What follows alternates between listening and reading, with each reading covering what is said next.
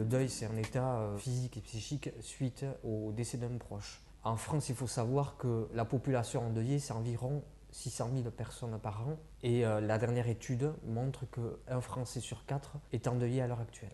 C'est un état compliqué puisque toutes les sphères vont tourner autour. Ça veut dire qu'il y a la sphère psychologique, il y a la sphère dans la société aussi, quelle place je vais avoir avec cette place de personnes endeuillées. Au niveau spirituel, il y a des changements qui interviennent aussi. Qu'est-ce que je fais de cette souffrance? Qu'est-ce que je vais faire de cet état? Au niveau matériel, il y a des conséquences. Le deuil peut avoir des conséquences sur un déménagement. Le conjoint, c'est lui qui rapportait le salaire dans le foyer, etc. Et de façon plus générale sur la dynamique familiale et aussi physique. Le deuil, ça se vit aussi physiquement. On peut être fatigué, on est immunodéprimé, etc.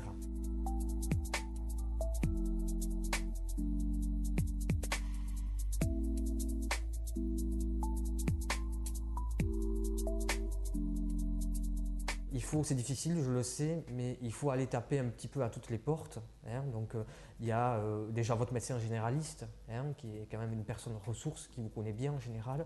Ça peut être aussi des psychologues, dans certains cas des psychiatres, et aussi des services d'accompagnement spécialisés comme le nôtre, où on vous propose effectivement un accompagnement psychosocial. On vous permet aussi de vous réorienter si jamais on détecte des signes qui pourraient nous alerter en tout cas. Il y a une formation générale, tous les bénévoles ici bénéficient d'une formation générale donc, sur le deuil, chez l'adulte et chez l'enfant, et sur les différents types de deuil, donc suicide, le deuil périnatal, les deuils sans corps, le don d'organes, etc. Après, pour les gens qui vont être en contact avec les familles endeuillées, on a une autre formation sur les techniques d'entretien individuel et téléphonique. Donc là où nous apprenons à interagir avec la personne.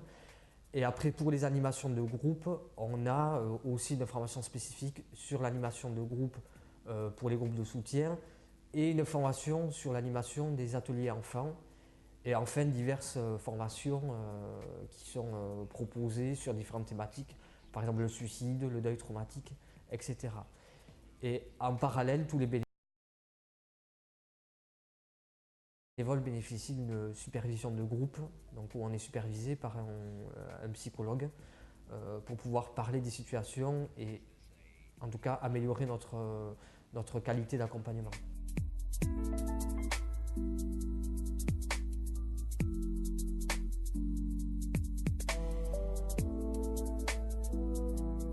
Je suis originaire du Pays Basque, j'ai vécu 28 ans en Bretagne et lorsque j'ai perdu mon fils unique il y a 5 ans et 8 mois, j'ai tout quitté en Bretagne, mon travail, mon appart, ma région, mes amis, mes repères, ma vie, pour revenir au Pays Basque. Et en arrivant ici, j'ai eu besoin de trouver quelqu'un qui connaisse mon mal. Les personnes qui m'ont écouté n'ont absolument pas, en me remettant jugé l'état dans lequel j'étais, ils ne m'ont pas du tout fait peur. Enfin, ils m'ont plutôt rassuré dans le sens que ce que je vivais, c'était tout à fait normal. Et ils ont su mettre des mots sur mes mots, à moi. Voilà, une écoute, une oreille vraiment attentive, quoi. Quelque chose qui ne peut être connu que par des personnes qui connaissent ce qu'est la perte.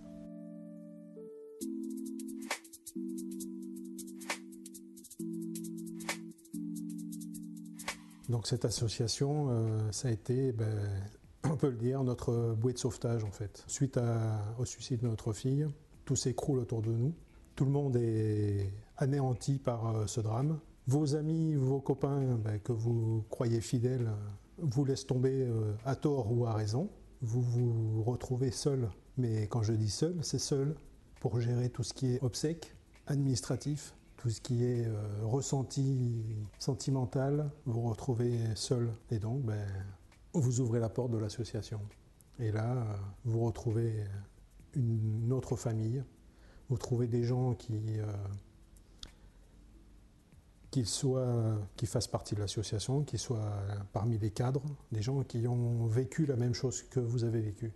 Donc, ils sont à même de vous comprendre, de vous conseiller, de vous épauler dans vos démarches, dans votre reconstruction et dans la poursuite de votre parcours ensuite familial, professionnel. Pour nous, c'était réellement une grosse bouffée d'oxygène. Je ne sais pas du tout comment je m'en serais sortie s'ils n'avaient pas été là.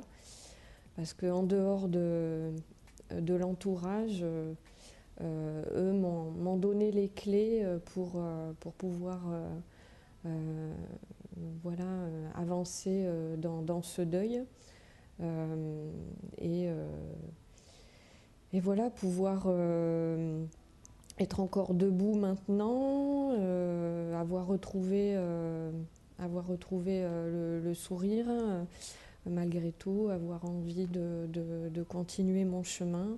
Et je leur dis un grand merci parce que j'en serais pas là aujourd'hui sans eux. Et maintenant, voilà, c'est moi qui ai le désir de partager ce qu'on a pu m'apporter, de pouvoir le partager aux autres.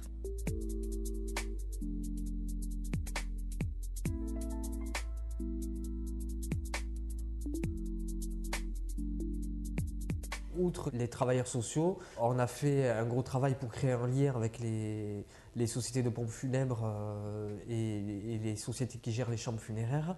Et donc on leur met à disposition donc, une plaquette qui présente ce qu'on propose. Ça arrive effectivement que certains conseillers funéraires nous demandent conseil sur une situation de deuil. Et donc là aussi, on reste à leur entière disposition. On propose un service pour les familles, mais aussi un service pour les professionnels.